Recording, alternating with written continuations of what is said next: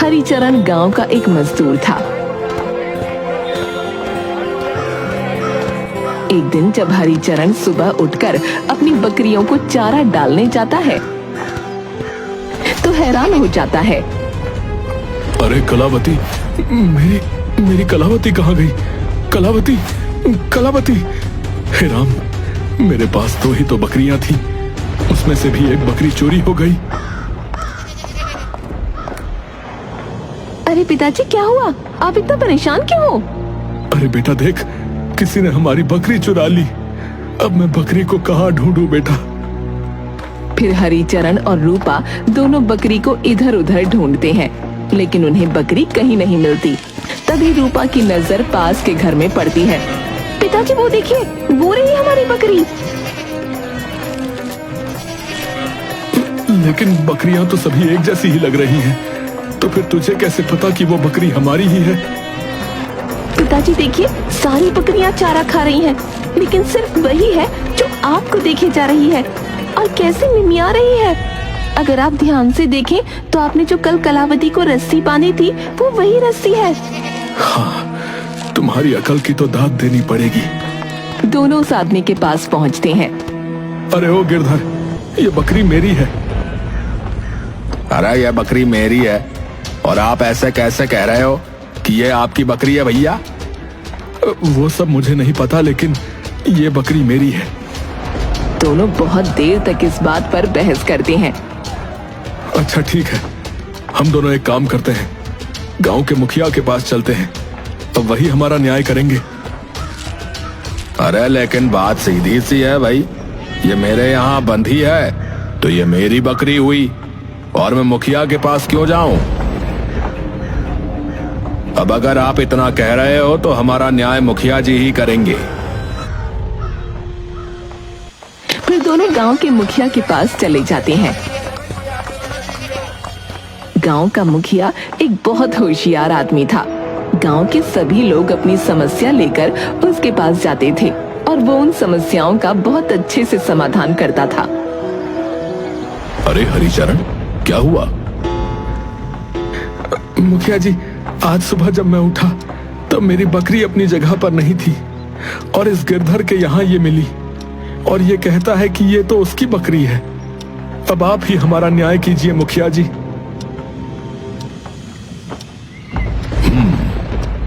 तुम दोनों में से जो कोई भी मेरे सवालों का सही उत्तर देगा तो बकरी उसकी होगी। ऐसी कौन सी चीज है जो हमेशा चलती है और अगर उसे किसी ने रोका तो वो चीज किसी काम की नहीं? तुम दोनों को मैं कल तक का समय देता हूं। कल सुबह जो भी मुझे इस सवाल का जवाब बताएगा, ये बकरी उसी की रहेगी। गिरधर और हरिचरण दोनों अपने अपने घर चले जाते हैं। क्या हुआ पिताजी? मुखिया जी ने क्या कहा? मुखिया जी को तो तुम जानती ही हो, उनके न्याय करने का तरीका कुछ अलग ही है। उन्होंने हम दोनों से एक सवाल पूछा है, लेकिन मुझे नहीं लगता कि कल तक मैं उस सवाल का जवाब दे पाऊंगा। ऐसे तो हमारी बकरी उस गिरधर के पास चली जाएगी। अरे लेकिन पिताजी, ये तो बताइए कि मुखिया जी ने सवाल क्या पूछा? बेटा, उनका सवाल है कि ऐसी कौन सी चीज है जो हमेशा चलती रहती है और अगर किसी ने उसे रोका तो वो चीज किसी काम की नहीं। पिताजी, तो कितना सरल सवाल है। फिर वो उसके कान में कुछ कहती है। अगले दिन गिरधर और हरिचरण दोनों मुखिया के पास पहुंचते हैं। गिरधर और हरिचरण, मैंने तुम दोनों से कल जो सवाल पूछा था, तुम दोनों में से उस सवाल का जवाब किसे पता है? नहीं मुखिया जी, उस सवाल का जवाब मैं अभी तक नहीं पता लगा पाया हूं। मुझे एक और दिन का वक्त दीजिए। और हरिचरण, तुम, क्या तुम्हें पता है मेरे सवाल का जवाब? हाँ मुखिया जी, आपके सवाल का जवाब है घड़ी। वो हमेशा चलती रहती है और अगर उसके अंदर के कांटे को कोई रोक ले तो वो किसी काम की नहीं रह जाती। हाँ हरिचरण, तुमने सही कहा, लेकिन इस प्रश्न का उत्तर तुम्हें किसने बताया? क्योंकि जहां तक मैं तुम्हें जानता हूं, इस प्रश्न का उत्तर जानना तुम्हारे लिए नामुमकिन है। हाँ महाराज, मैं ठहरा एक किसान आदमी, मुझ में इतनी समझ कहाँ, लेकिन आपके सवाल का जवाब दरअसल मुझे मेरी बेटी ने बताया था। वो बहुत ही अक्लमंद और रूपवान है। मुखिया जी, ये तो नाइंसाफी है।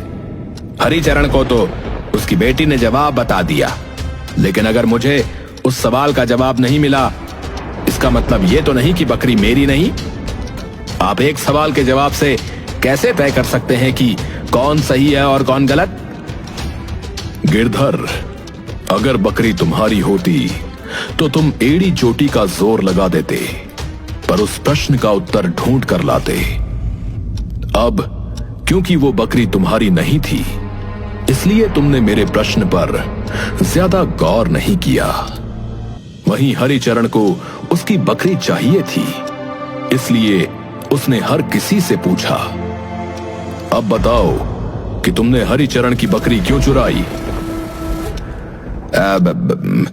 मुखिया जी, क्षमा मुखिया जी, मुखिया जी, क्योंकि मेरे पास बकरियों का ढेर है, लेकिन उनमें से एक भी बकरी अच्छे से दूध नहीं देती। वहीं हरिचरण के पास सिर्फ 2 बकरियां हैं, लेकिन दोनों बहुत अच्छा दूध देती हैं। बस इसी लालच में मैंने उसकी बकरी चुरा ली। मुझे क्षमा कर दीजिए मुखिया जी, आगे से ऐसा कुछ नहीं होगा। ऐसे हरिचरण को उसकी बकरी मिल जाती है और गिरधर वहां से चला जाता है। वैसे हरिचरण, तुम्हारी बेटी बहुत अक्लमंद मालूम होती है। मुझे तो लगा था कि तुम दोनों इस सवाल का जवाब नहीं दे पाओगे। वैसे अगर तुम्हें कोई ऐतराज ना हो तो मैं तुम्हारी पुत्री से मिलना चाहता हूँ। जी जी जी मुखिया जी, मैं कल ही अपनी बेटी को यहाँ ले आऊंगा। और अपनी बकरी को लेकर घर चला जाता है।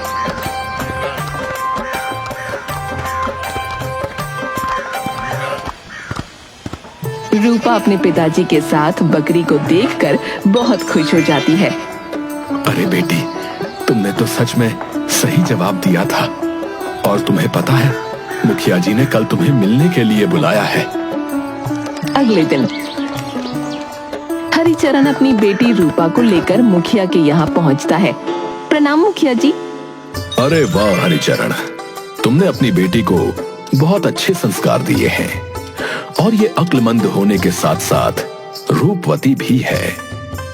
वैसे हरिचरण, अगर तुम्हें कोई ऐतराज ना हो तो मैं अपने पुत्र का विवाह तुम्हारी पुत्री रूपा से करवाना चाहता हूँ।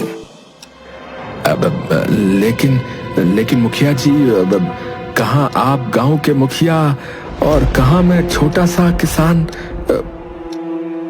अरे हरिचरण, मैं छोटे बड़े में विश्वास नहीं रखता। भगवान का दिया हुआ सब कुछ है। मुझे तो अपने बेटे के लिए एक सुंदर और गुणवान बहू चाहिए, और तुम्हारी बेटी में मुझे वो दोनों गुण दिखे। मेरी बेटी के लिए आपके घर की बहू बनना बहुत सौभाग्य की बात होगी। अरे कोमल, तुम्हारा क्या कहना है? अब इसमें सोचने वाली क्या बात है? रूपा और हमारे राघव की जोड़ी बहुत जचेगी।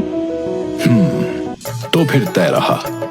जैसे ही राघव व्यापार करके आएगा तो हम दोनों इनकी शादी करवा देंगे। लेकिन हम उससे पहले पंडित जी से मुहूर्त निकलवा लेंगे। लेकिन रूपा, मेरी एक शर्त है। जी मुखिया जी, बताइए क्या शर्त है आपकी? मेरे घर की हर चीज पर तुम्हारा हक रहेगा। यहाँ तुम्हें हर चीज का ऐशो आराम मिलेगा, लेकिन शर्त यह है कि तुम मेरे मसलों में कभी भी टांग नहीं अड़ाओगी। ठीक है मुखिया जी, मैं आपके मसलों में कुछ नहीं कहूंगी।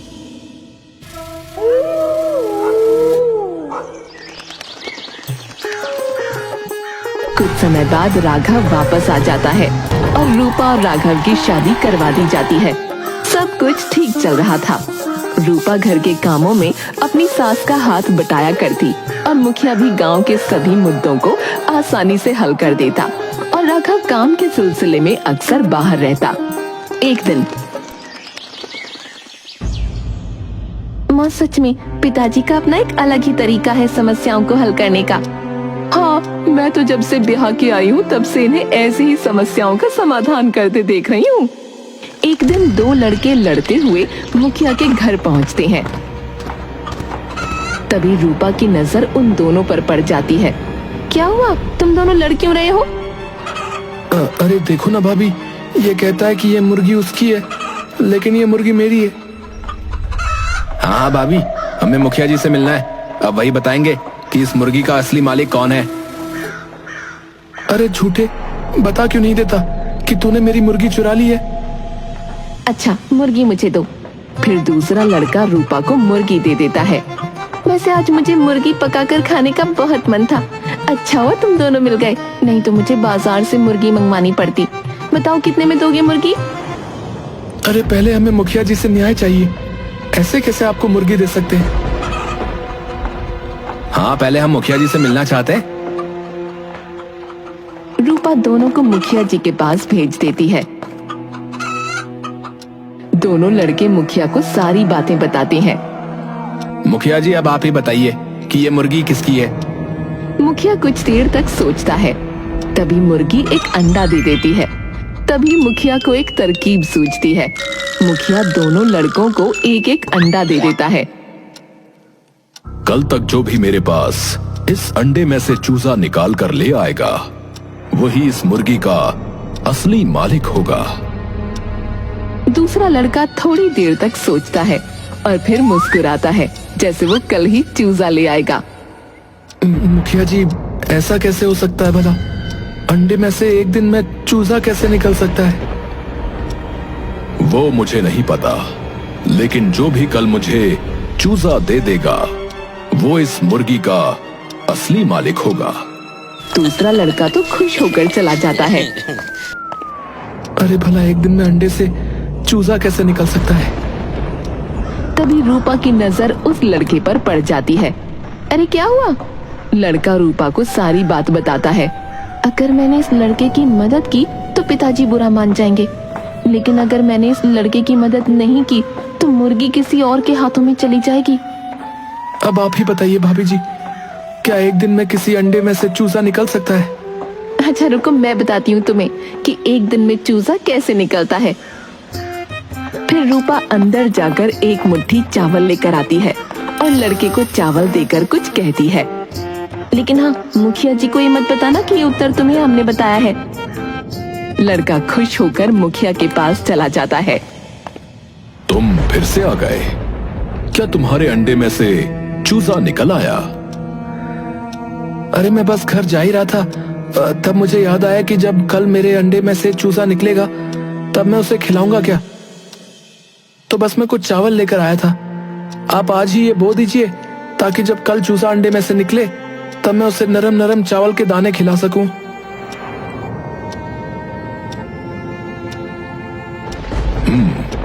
अभी जाओ और कल आकर अपनी मुर्गी ले जाना।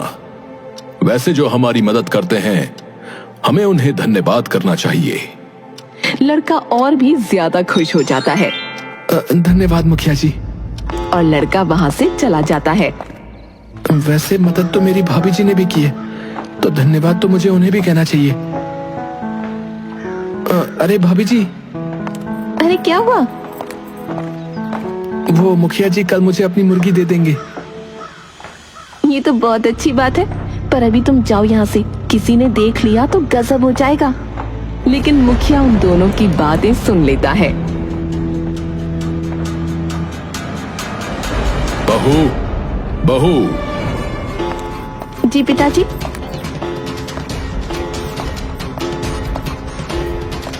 मैंने तुम्हें पहले ही कह दिया था कि तुम मेरे काम में टांग नहीं अड़ाओगी, लेकिन आज तुमने उस मुर्गी वाले की मदद करके मेरी शर्त तोड़ दी। और वैसे भी तुम्हें कैसे पता कि वो मुर्गी उसकी ही थी? अगर मुर्गी दूसरे लड़के की हुई तो? मुझे माफ कर दीजिए पिताजी, लेकिन जो दूसरा लड़का था वो बहुत ही ज्यादा तेज और अक्लमंद था, लेकिन पहला लड़का बहुत सीधा था। और मुझे यकीन है कि वो मुर्गी उसी की थी, क्योंकि जब वो आपके पास आए थे उससे पहले दोनों लड़कों ने मुझे सारी बात बताई थी। तब मैंने उनसे मुर्गी लेकर उसे पकाने के लिए कहा। तब दूसरे लड़के के मुंह पर एक शिकन तक नहीं थी, लेकिन पहले लड़के का कलेजा मुंह को आ गया। और जब आपने दोनों लड़कों को अंडे दिए तब दूसरा लड़का तो बिना हिचकिचाए ही वहां से चला गया, लेकिन पहला तो सोच में ही डूबा था। अब जब कल आपने चूजा लाने की बात की है तो मुझे यकीन है कि जो दूसरा लड़का है वो बाजार से जाकर चूजा ले आएगा। लेकिन वो सब मुझे नहीं पता। मैंने तुम्हें बस एक ही बात मानने के लिए कहा था, लेकिन तुमने वो भी नहीं मानी। जाओ, अब अपने घर जाकर रहो। नहीं नहीं जी, आप ऐसे बहू को नहीं निकाल सकते। उसे एक मौका और दो, उसकी पहली और आखिरी गलती समझकर माफ कर दो। ठीक है, लेकिन उसे इस बात की सजा तो मिलनी ही चाहिए। बहू को कुछ दिन मायके रहकर तो आना ही पड़ेगा। लेकिन कोई बात नहीं माँ जी, वैसे भी मुझे अपने मायके गए बहुत दिन हो गए हैं, तो मैं थोड़े दिन रहकर आ जाऊंगी। ऐसा कहकर रूपा थोड़े दिन के लिए अपने मायके चली जाती है। अगले दिन जब दोनों लड़के फिर से आते हैं तो दूसरा लड़का सच में बाजार से चूजा लेकर आया था। फिर मुखिया को अपनी गलती का एहसास हुआ।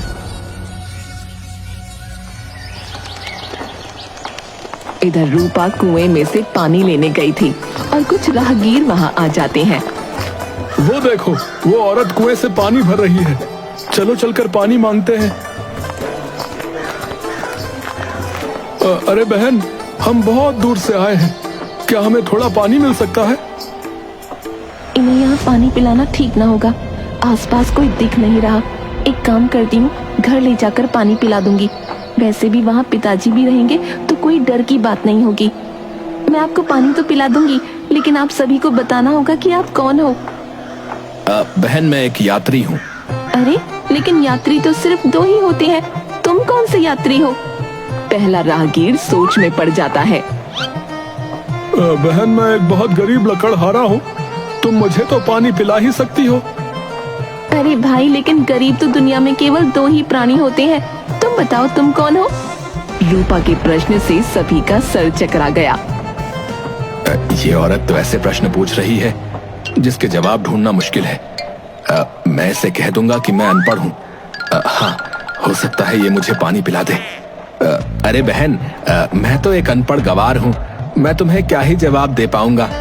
अब तुम मुझे तो पानी पिला ही दो, बहुत जोर से प्यास लगी है।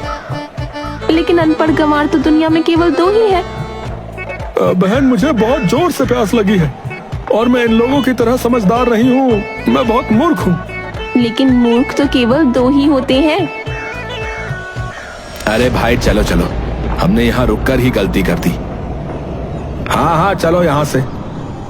अरे भाई साहब, यहाँ से थोड़ी ही दूर पर मेरा घर है, आप चारों वहाँ चलिए, मैं आपको पानी पिला दूंगी।